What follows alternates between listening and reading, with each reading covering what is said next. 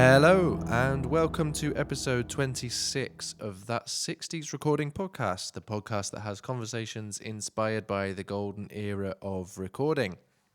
Okay, so not a huge amount to report before we get into this episode. March was a great month for the podcast. We got 2,000 downloads in March, which is incredible. That's a huge milestone. 2,000 downloads within the month of March, that is. So yeah, very proud of that. Thank you all for supporting it. Okay, so this episode is a conversation with a mastering engineer, friend of mine from Leeds, called Ben Pike. And he has a mastering studio called Raretone Mastering.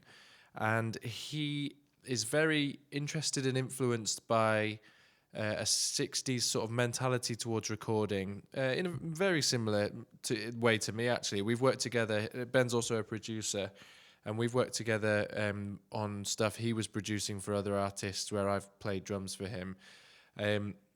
Really enjoyed the way that he works, and he has taken that sort of way into the way he masters.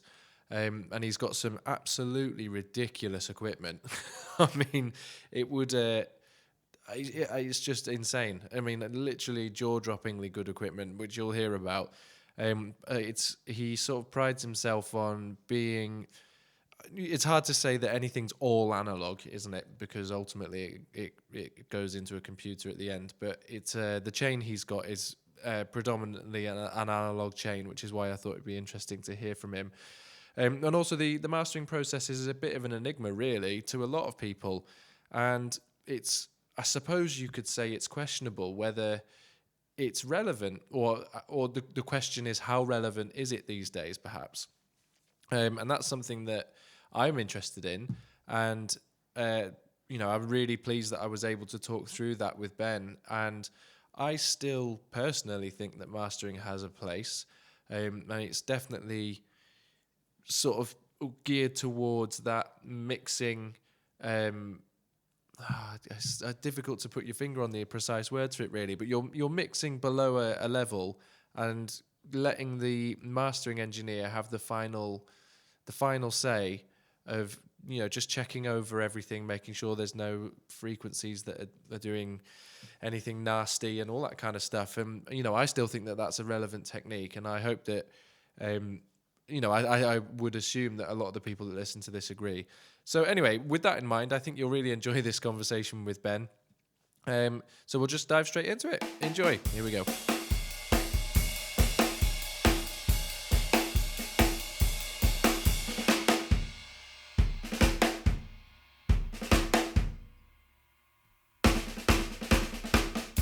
Right, so I'm very happy today to be joined by Ben Pike of Raretone Mastering. Thanks so much for coming to speak to me, Ben. Oh, no problems. Happy to be here. So we know each other through just the music scene in Leeds in general, I think. You've been around as a songwriter and sort of how would you describe it, Americana artist for a while. Yeah, I guess so. Yeah, singer-songwriter. Singer-songwriter, musician, a bit of session musician type thing in Leeds. Yeah. And you... so we both run nights on the same street in Leeds, Coal Lane. So you have it feels like an age away now, doesn't it? But you run an Americana night, don't you? Yeah. It would be over a year ago that we did the last one. Unbeknownst to us at the time, we did it. It was last February. Madness, isn't it? How yeah. And very odd. And you've come and played on my night.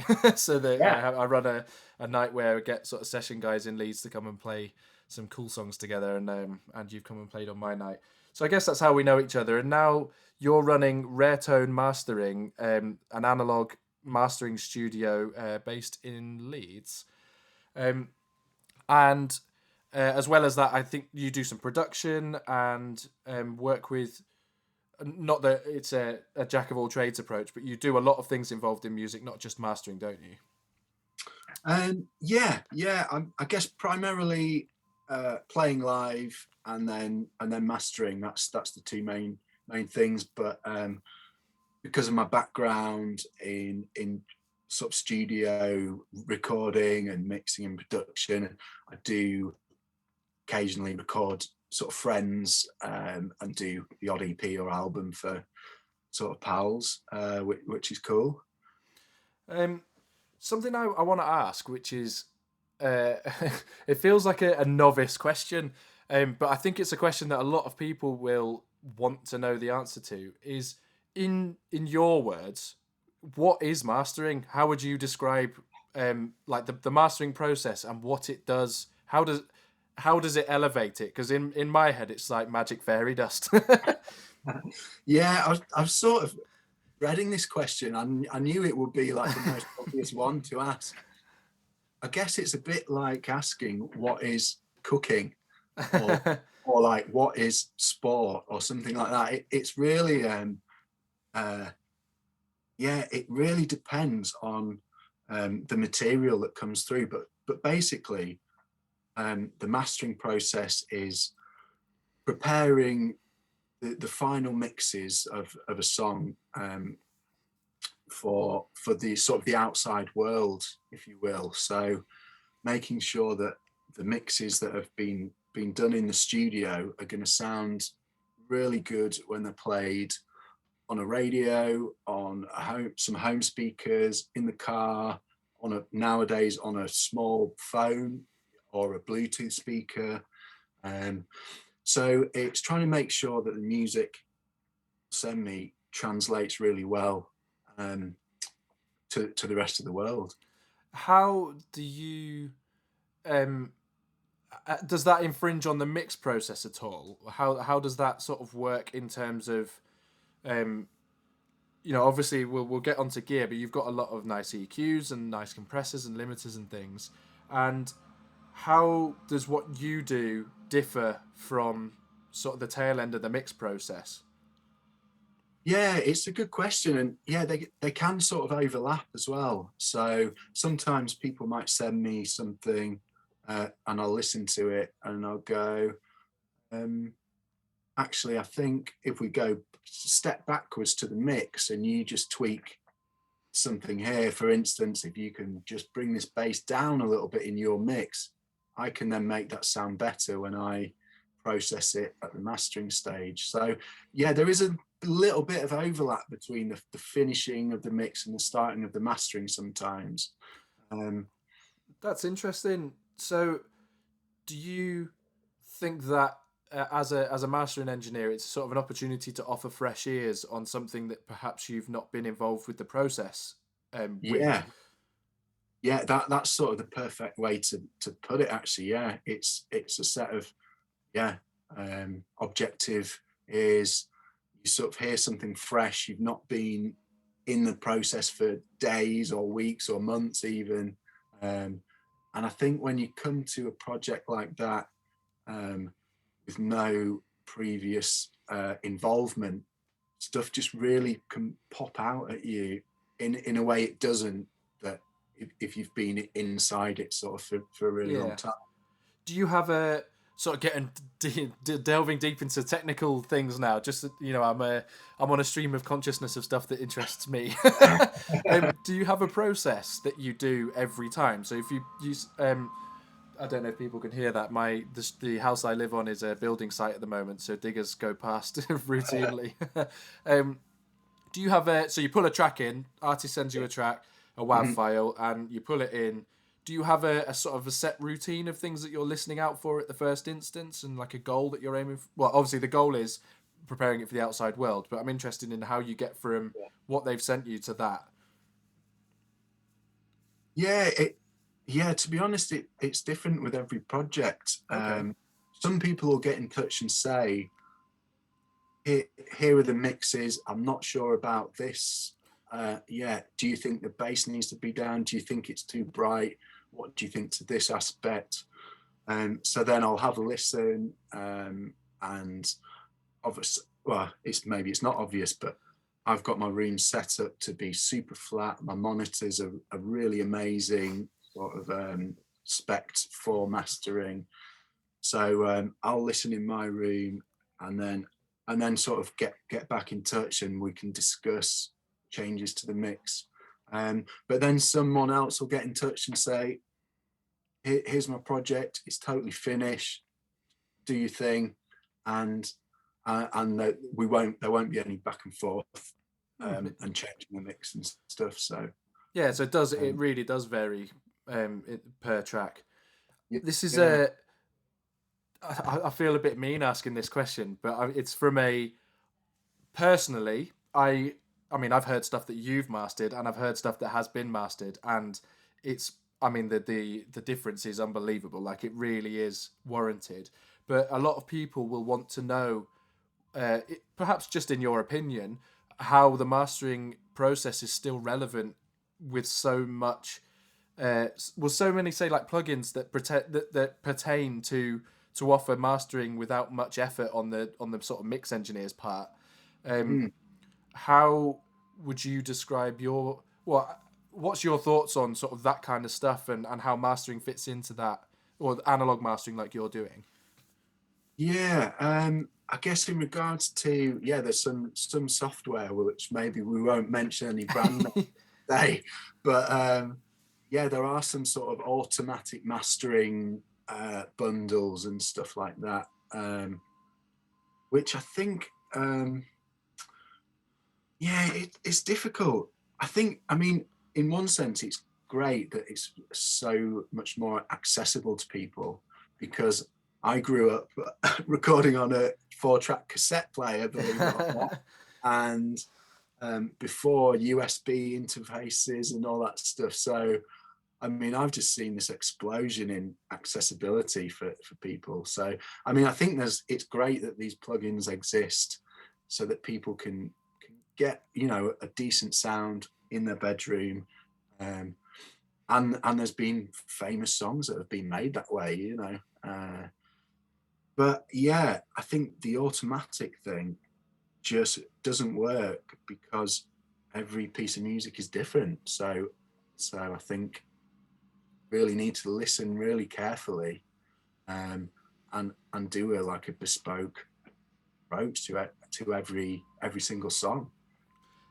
I mean, I love that, and something that I find it's really interesting that you haven't even touched on yet is gear, which we will talk about later on. But presumably, not even presumably, the fact is that running through analog gear will add sort of depth and warmth that can be modeled to an extent, but obviously nothing's ever going to nothing's going to beat the real thing, essentially.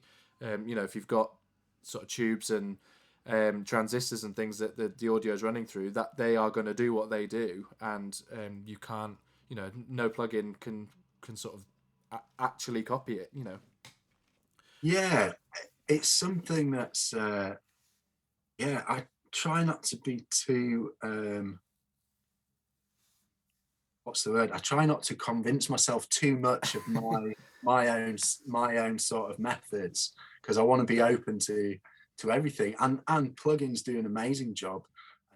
People ask me quite a lot about my physical outboard gear, and I do say that you can still do really good mixing and mastering with plugins. Some of them are amazing now, but they're different. So I love analog gear. I love the way it sounds. I love working with it.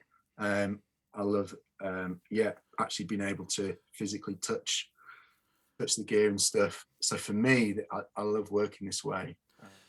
I think that's sort of brought it round to why. I mean, I've said it in the introduction. I will have said it in the introduction to this, but that's why we're here chatting on a podcast about the '60s. Is some of the analog gear that you've got and the mentality that you've got towards producing in the sense of like your output, producing high quality mastered tracks is very reminiscent of like analog and outboard and stuff. And I think that's why we're here chatting about it on this particular podcast, and we'll get onto to gear a little bit later, as I say. Wonder if could you just describe the room that you're in? I can see a bit of it, but if you say your room is tailored to making a nice sound, what does that what does that mean in reality?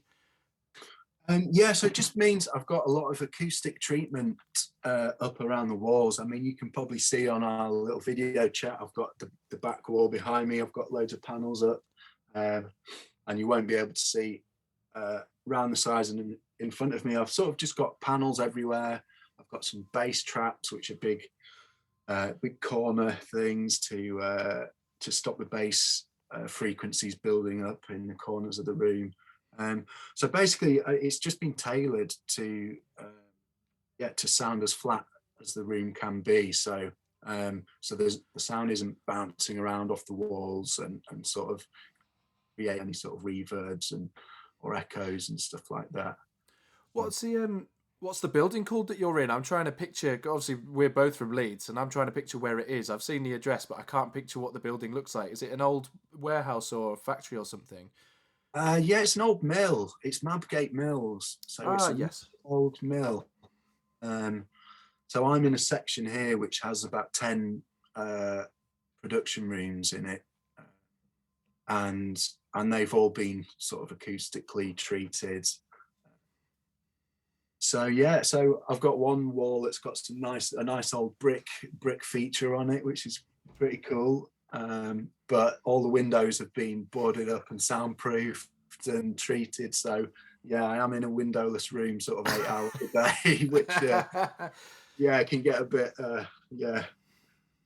dark during the winter. I know the feeling.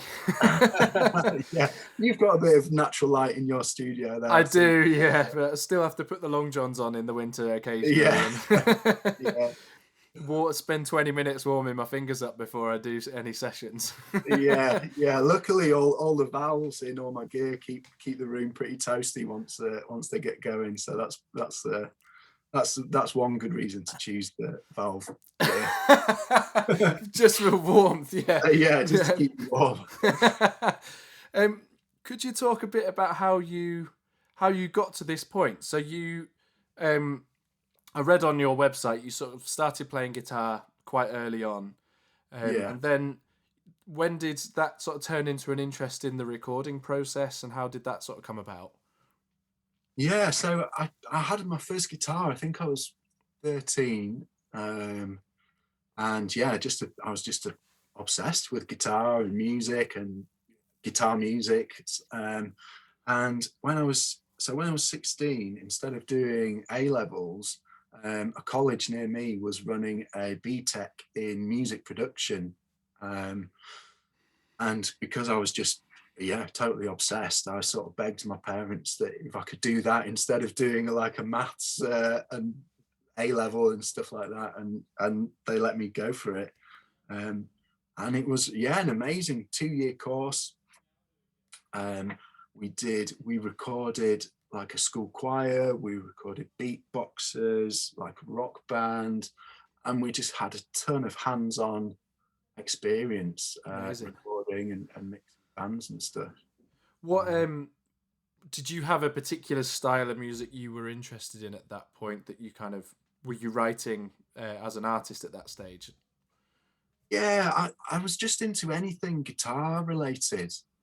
So I quite liked acoustic stuff, but I was into like my heavier rock and stuff as well, as was the sort of popular scene at the time, in the 90s. Guitar stuff was my big thing really. And yeah, I was also like quite into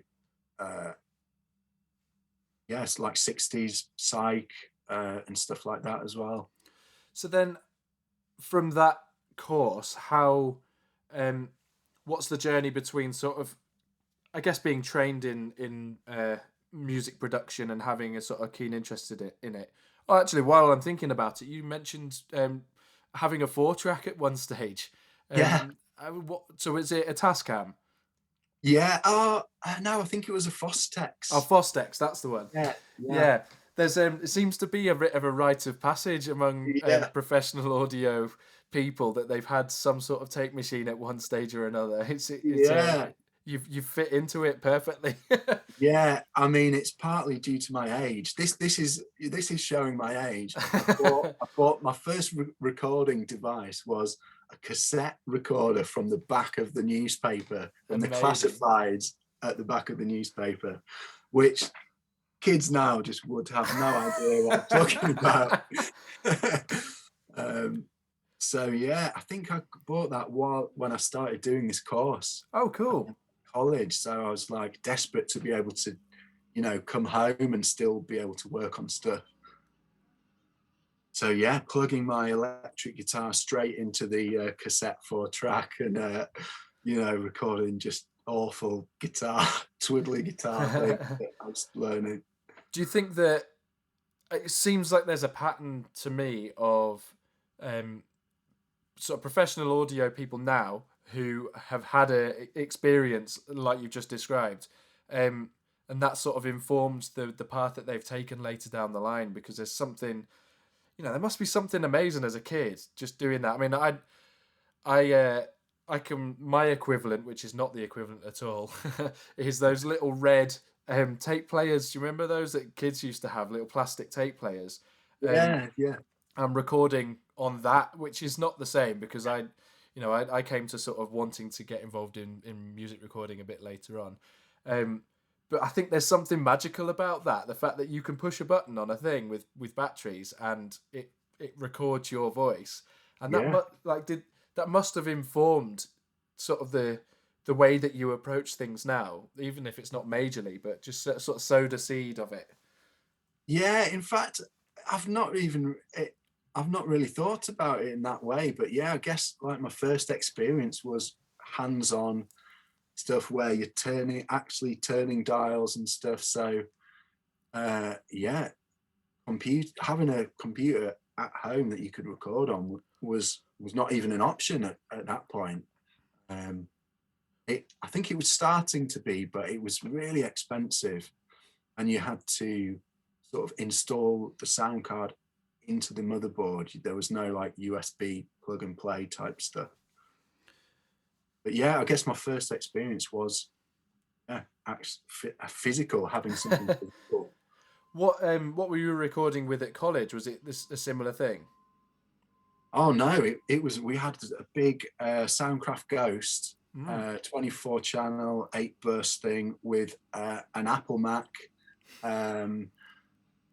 I don't know if you'll remember them, the huge, big sort of round back screens with, I think they had like a translucent color on them. Yeah, I was going to say, I do remember those. They were cool.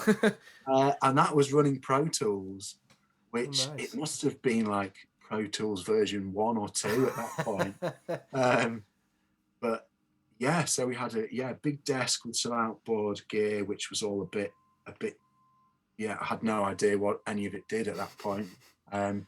But going into Pro Tools, which was sort of amazing to be the first thing I learned on. So where was this where you were growing up? So I grew up near Lincoln. Okay. And this was at a college near there. And then what? How did the move to Leeds come about? Just for uni. So okay. I finished the course, and it was sort of looking to go to uni. And it was a bit of a random pick, I guess. I'd looked at a few courses. I'd come to the open day at Leeds, and it was pretty impressive, the studios at the time. And I applied for a couple more. I applied for another one where a couple of my mates were going, but I just preferred the look of the Leeds course and studios. Is that Leeds University as opposed to the Met, or was it that? It was, yeah. So at the time it was the Met, and the course it was split between the Met and the Music College. Because the Met, I don't even remember what it's called now. They've recently changed names, haven't they? Yeah. I can't. It's not. Is it Leeds Beckett now? That's the one. So that's where sort of regular listeners of the podcast might, if remember in episode 2, I spoke to Ken Scott. So that's where Ken Scott does his guest lecturing. Okay. So that may have been slightly after you, that he started slightly after you. I think it's fairly recent, the fact that he's started there the last few years. Okay, Um, yeah. so yeah, the studios at the Met. Oh, I keep calling it the Met now. They'll tell me off. At Leeds Beckett, they're incredible. I've recorded there a few times, and they're just unbelievable. Big sort of hub of amazingly kitted out studios. Yeah.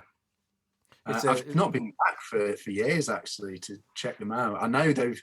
I mean, as I was leaving, they were getting a complete overhaul, and then okay. I know they've been redone a couple of times in the nearly 20 years since I was there. So then, were you sort of consciously out there looking for? Well, did you want to sort of work as a studio engineer at that point, or I know you've done some live work. What was your sort of aim to, once you'd finished sort of college? What were you, or were you focusing on writing at that stage?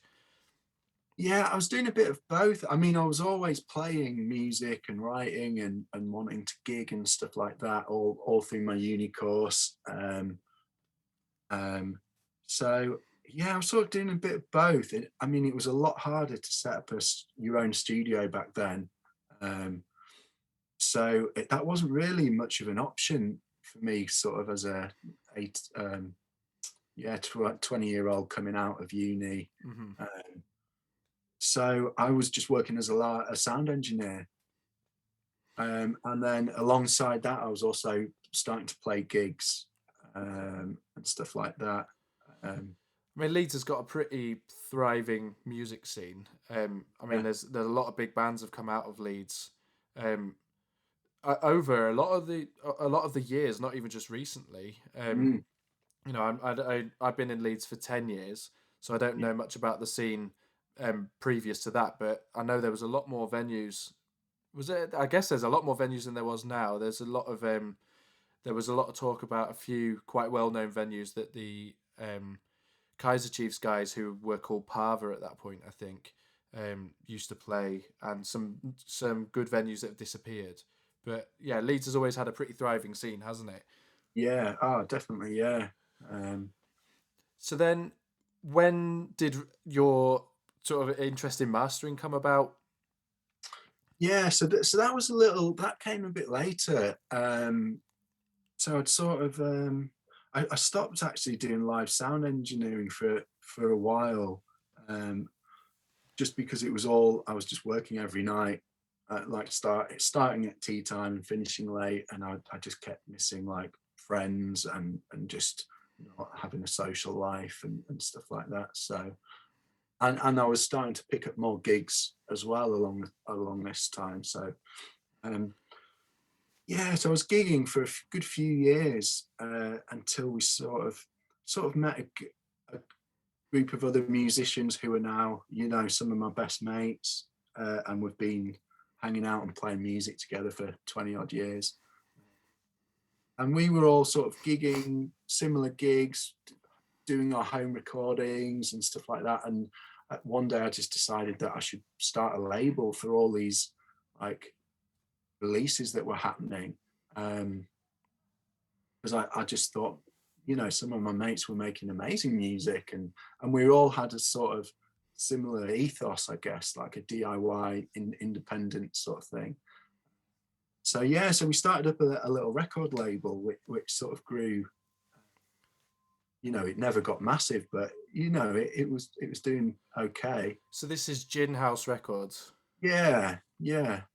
And we were sort of recording everything at home, mostly sort of a home studio setup with some old ribbon mics and trying to record in like a very live way.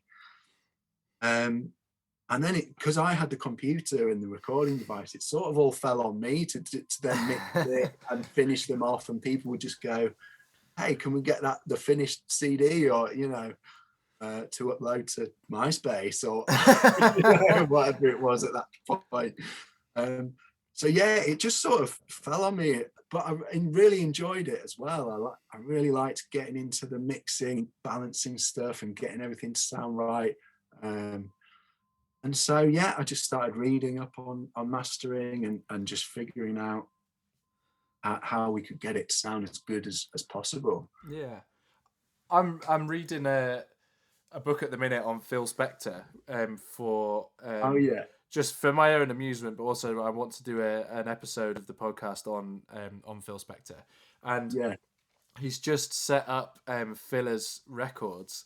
Okay. Well, I'd say just, it's about 4 or 5 chapters ago, so it's a little while ago. Yeah, yeah, And it seems to be that's quite a, the setting up your own label is was a thing then. That's what people did.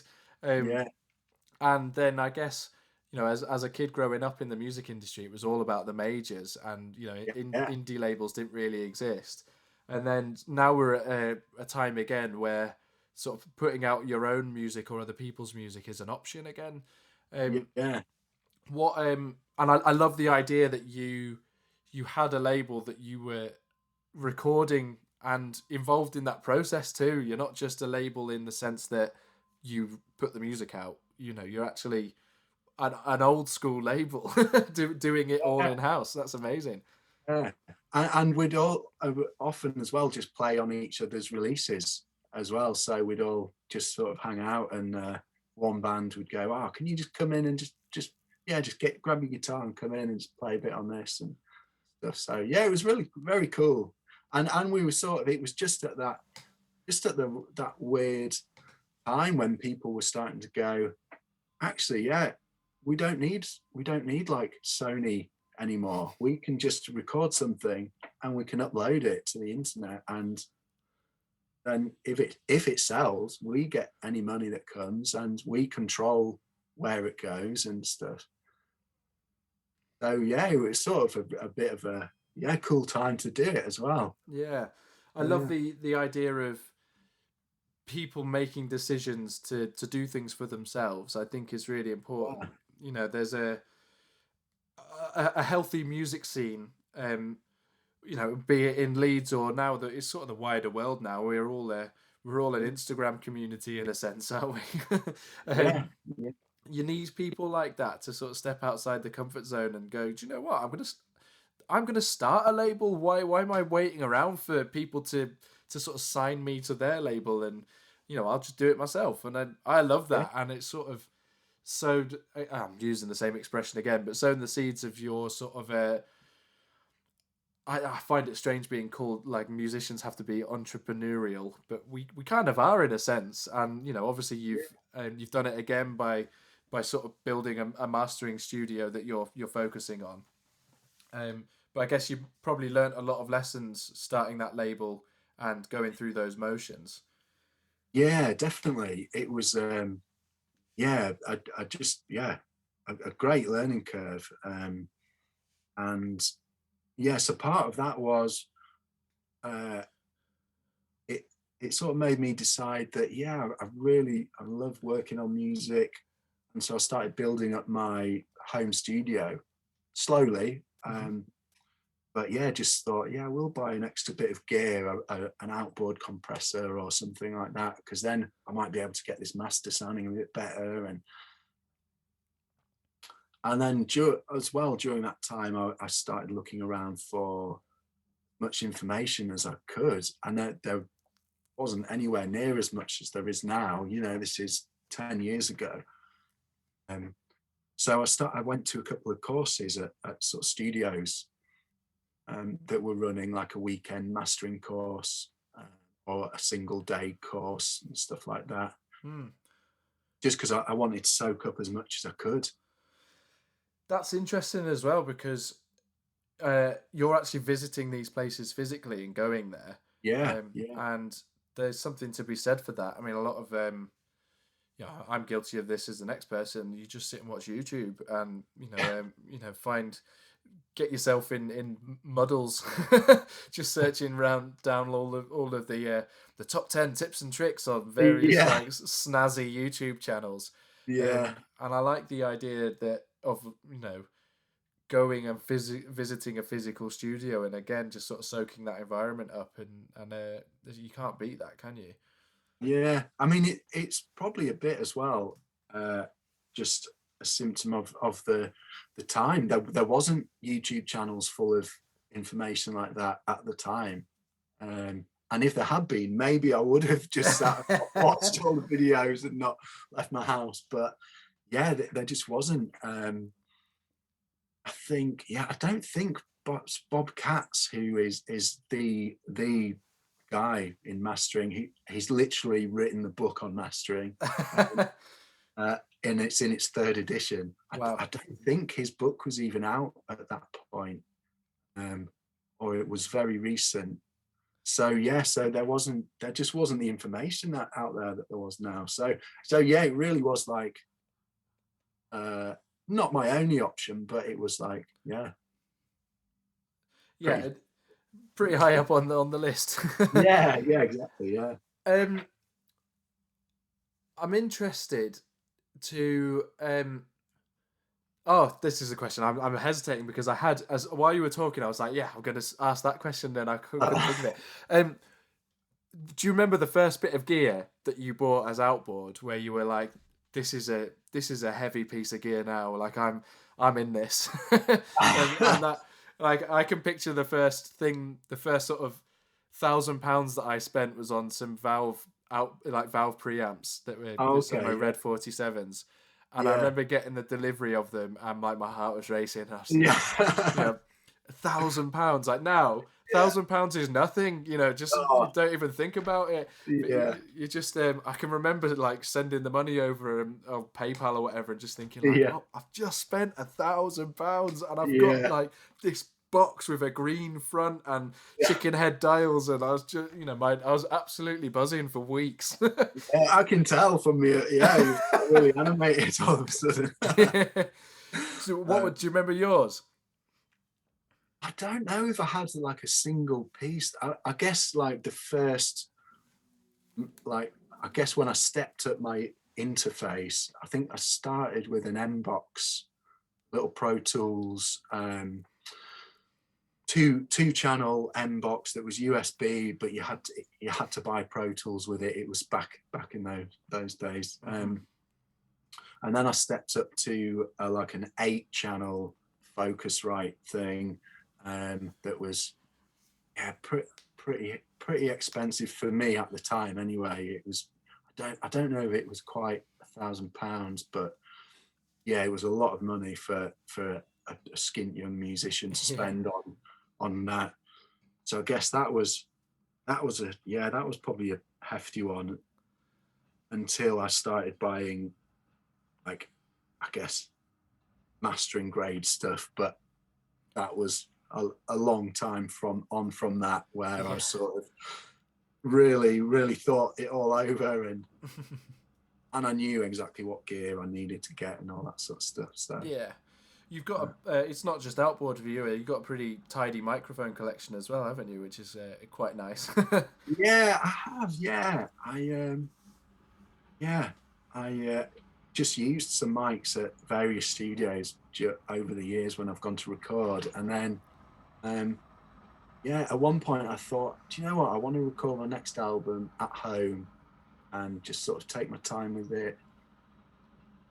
As much as I love going into the studio, sometimes I find you can book a week, and then that week you might just not be feeling it, or you've got a bit of a cold, or whatever happens.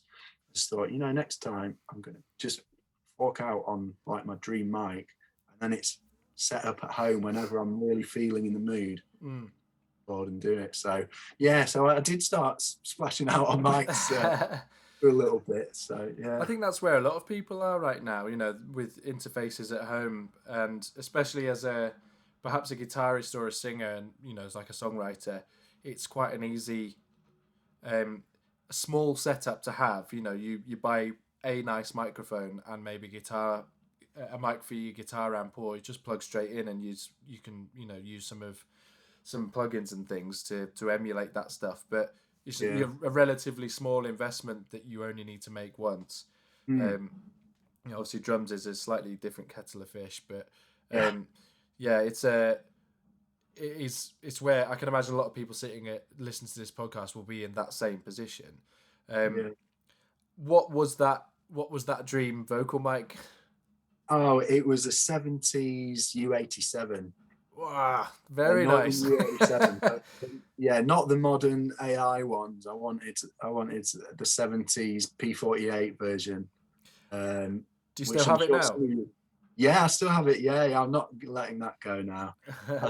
I have sort of thought about it occasionally, because I've got a pretty hefty amount of cash tied up in a couple of mics that have been sat in their boxes for quite a while. But music's my life, really, so I'm going to use it at some point, and I'd be so glad that I've kept it when it comes Oh, to recording. absolutely, yeah. I mean, you shouldn't be so good at mastering if you wanted to get your mics out. Yeah. I remember doing some drum tracking for you, and you brought some. Was it Neumann KM 184s over? Yeah. Yeah, and they just blew my mind. I'd never used those before. I mean, I'm trying to think.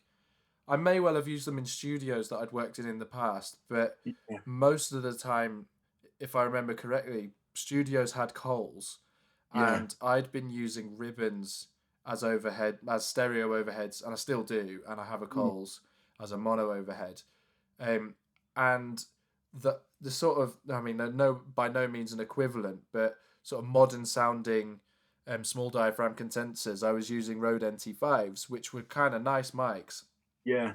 and um, a lot of people use 414s for Yeah. overheads too, which, Yeah. if I'm honest, I'd never got on with. But as soon as you brought those Neumanns round, they just blew my socks off. They were incredible.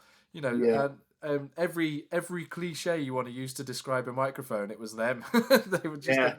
They were beautiful. Yeah. They are amazing. I bought those originally for guitar, for recording like a stereo pair on an acoustic steel string.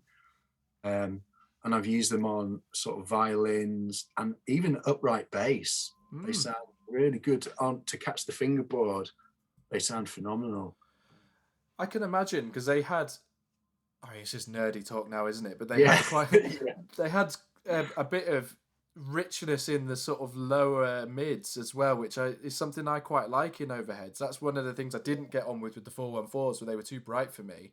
Yeah. Um, that's probably why I like ribbons as overheads, but they seem to capture that sort of ribbon warmth, but also have a modern, cut it in the modern sense as well, which ribbons tend to have that sort of muted sound to them, which doesn't often work in a sort of modern setting. But Yeah. I can imagine they sound great on acoustic bass and acoustic guitar, I imagine too. Yeah, really good. Just sort of the detail, they just get all the detail in sort of the high mids and the mids, and for the size, they pick up a crazy amount of bass for a small diaphragm sensor. They're great.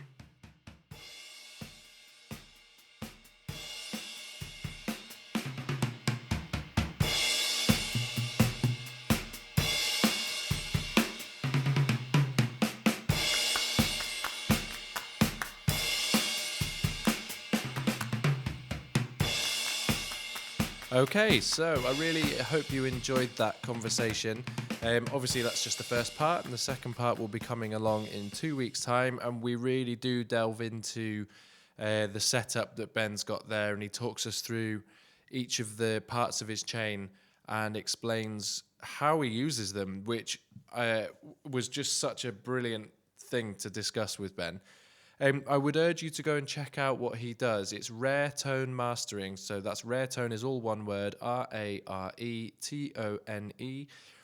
has an Instagram, so if you follow me on Instagram at All You Need Is Drums, then I'll have posted about it along with this podcast. We'll also talk about this in the next episode, but Ben offers something called Free Mastering Mondays, where every Monday he gives up his time to master records for free. Which is such an incredible thing to do, especially at the moment when a lot of musicians have been hit extremely hard by sort of COVID. And that doesn't stop creativity. It doesn't stop you making music, but it might influence some of the decision making you do based on money.